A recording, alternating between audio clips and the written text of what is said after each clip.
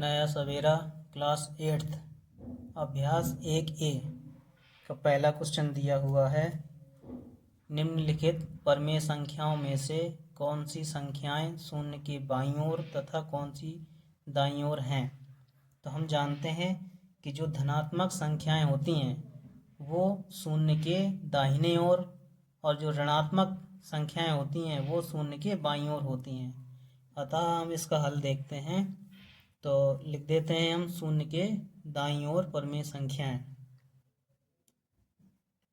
शून्य के दाईं ओर की परमेय संख्याएं। तो जो हमारी धनात्मक होंगी वो शून्य के दाईं ओर आएंगी। अतः पहला दिया है क नंबर पे 5/2, ये हमारे शून्य के दाईं ओर आएगी। और ग में दिया है ऋण 8/3, इसमें दोनों संख्याओं में ऋण है, अतः ये एक धनात्मक परमेय संख्या है। अब हम लिखते हैं शून्य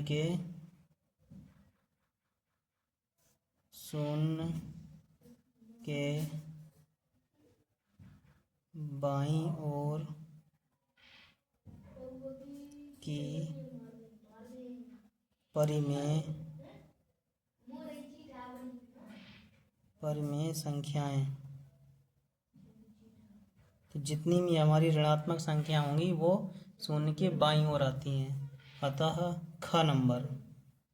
अब इसमें ध्यान देना है वो एक ऋण का चिन्ह अंश में हो या ऋण में हो या बीचों बीच हो, वो ऋणात्मक परमेय संख्या कहलाती है।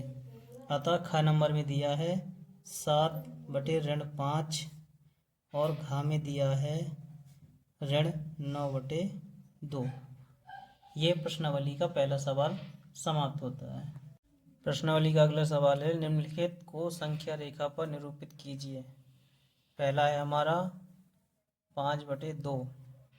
तो हमने क्या किया, एक संख्या रेखा क्रिएट कर ली है, 0 को बीच में लिख लिया है और दाहिने साइड प्लस की संख्याएं और बाएं साइड ऋण की संख्याएं। ठीक, अब इसमें देखते हैं अगर हम इसको सॉल्व करते हैं मिश्रित भिन्न में, तो ये हमारा 2 दूनी 4, 1 5, 2 सही 1/2 आता है। ठीक है, इसका मतलब है कि इसका जो मान आएगा वो 2 के आगे जाएगा। ठीक, अब 1/2 है तो इसके हाफ हाफ पार्ट करेंगे, मतलब 0 से 1 के बीच के 2 भाग, फिर 1 से 2 के 2 भाग, फिर 2 से 3 के 2 भाग। तो हमारा एक मिडिल का ये आएगा, फिर 2 3 1 2 में ये आएगा और 2 3 में ये आएगा। अब हम काउंट करेंगे 5।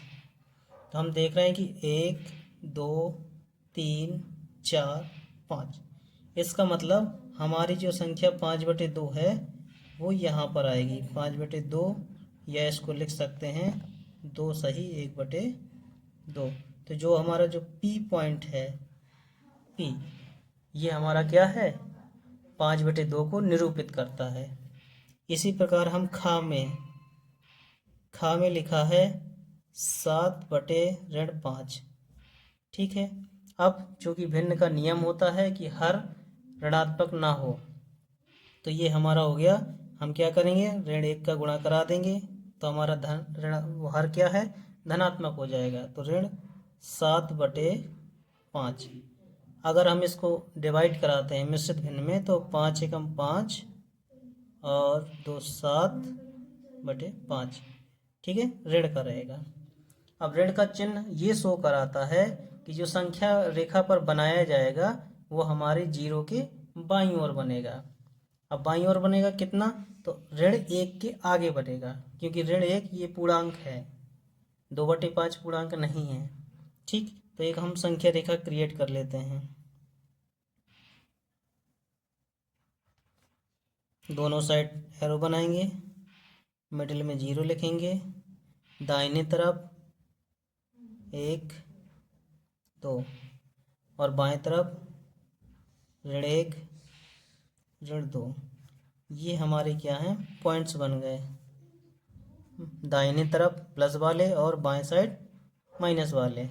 ठीक, अब हम देख रहे हैं कि ये 2/5 है, ऋण 1 सही 2/5, मतलब ऋण का 7/5।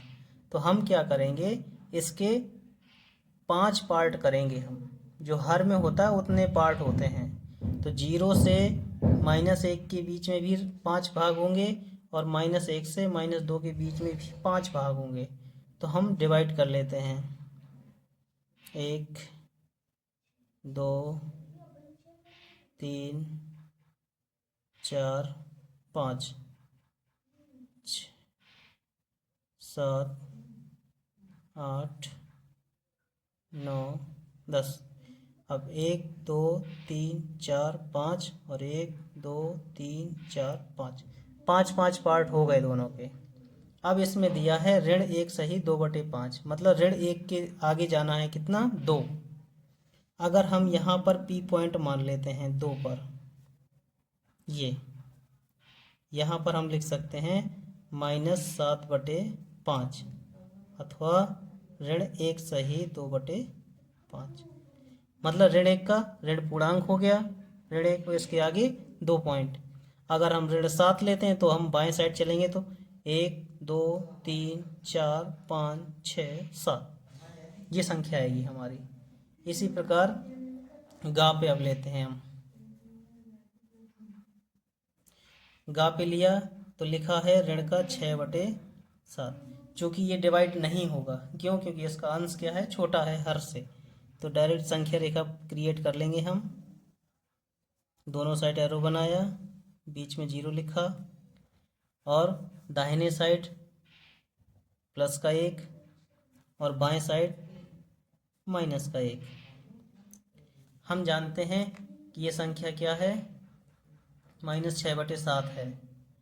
अतः हम क्या करेंगे, ये संख्या 0 और -1 के बीच में आएगी। तो जो हर होता है उतने हमें पार्ट करने पड़ते हैं। तो हमें कितने पार्ट करने पड़ेंगे, 7। अब 7 पार्ट कर लेंगे इसके। तो 1 2 3 4 5 6 और ये 7 पार्ट हो गए। लेकिन हमें काउंट कितना करना है, 6। तो 6 काउंट करेंगे तो 1 2 3 4 5 6। ये जो हमारा पॉइंट P आया, यही हमारा क्या है, आंसर होगा, ऋण का 6/7। ये हमारा आंसर हो गया। अब इसी प्रकार घा में देखो, घा में 2 संख्याएं दी हैं, धन का 5/8 तथा ऋण का 5/8 ये दिया है। तो हम संख्या रेखा क्रिएट कर लेते हैं। मिडिल में 0, दाहिने साइड +1, बाएं साइड -1।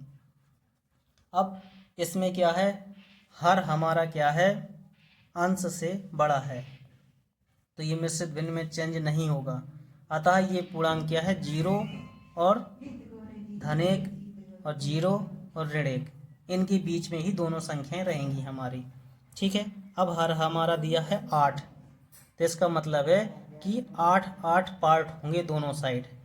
ठीक है, तो 8 पार्ट कर लेते हैं, 1 2 3 4 5 6 7 8, 8 पार्ट हो गए हमारे।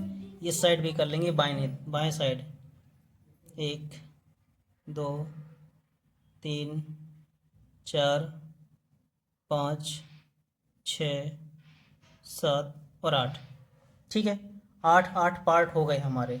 अब हम क्या करेंगे कि पहले 5/8 शो कराना है, तो हम क्या करेंगे, दाहिने साइड जाएंगे, क्योंकि ये प्लस की संख्या है। तो हम काउंट कितना करेंगे, अंश काउंट किया जाता है। तो 1 2 3 4 5, ये P हमारा क्या है, पॉइंट है 5/8 का। और यहाँ पर ऋण 5 है तो बाएं साइड चलेंगे, क्योंकि चिन्ह सिर्फ बताता है कि हमें दाएं जाना है कि बाएं जाना है। तो 1 2 3 4 5, ये है हमारा P डैश, पी डैश से डिनोट करेंगे। और ये हमारा संख्या शो कराएगा माइनस का 5/8। ठीक, इसके साथ ये सवाल समाप्त होता है। प्रश्नावली का अगला सवाल है निरपेक्ष मान लिखिए। का नंबर पे दिया ऋण 3, खा में ऋण 3/5, गा में 7/15 और घा में 9/14। तो निरपेक्ष मान किस प्रकार निकाला जाता है? देखिए, का नंबर, जो निरपेक्ष मान का साइन होता है वो आपका होता है संख्या ऋण 3 है और ये साइन निरपेक्ष का होता है। और निरपेक्ष के बाहर जो भी संख्या निकलेगी वो धन की संख्या निकलती है। अब उसके अंदर ऋण की हो सकती है और धन की भी हो सकती है, लेकिन जब उसका मान निकालेंगे तो वो धन की ही निकलेगी। तो अतः ऋण 3 का जो निरपेक्ष मान है वो हमारा 3 निकलेगा। इसी प्रकार खा में देखते हैं, दिया है ऋण 3/5। अब इसका निरपेक्ष निकालना है तो क्या आ जाएगा? 3/5 आ जाएगा। ठीक, गा नंबर पे 7/15, चूँकि ये ऑलरेडी धन में है और धन में ही रहेगी, 7/15। घ नंबर 9/14, इसको मॉड भी बोल देते हैं। ठीक है, ओपन होगा तो 9/14 ही आएगा। ठीक है, ये हमारा निरपेक्ष मान हो गया। ये सवाल समाप्त होता है। अभ्यास का अंतिम सवाल है चौथा, परमीय संख्याएं ज्ञात कीजिए जिनके निरपेक्ष मान हैं। हम जानते हैं कि निरपेक्ष मान में जो मान आता है वो धनात्मक ही आता है, वो ऋण का भी हो सकता है और धन का भी हो सकता है, लेकिन निरपेक्ष मान धन में ही आता है।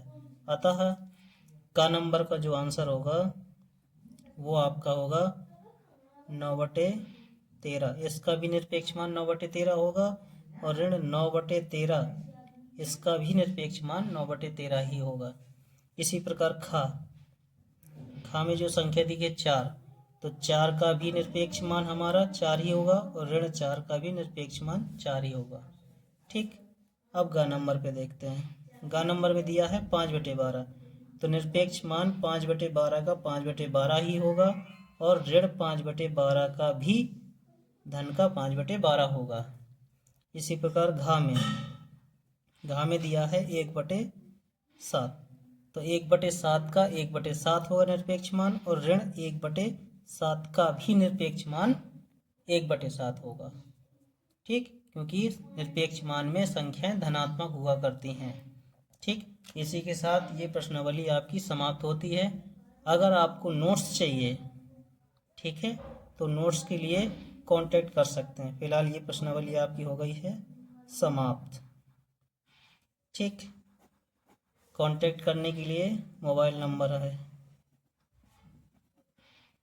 7887066032। ये नंबर है, इसमें कांटेक्ट करके आप नोट्स भी प्राप्त कर सकते हैं।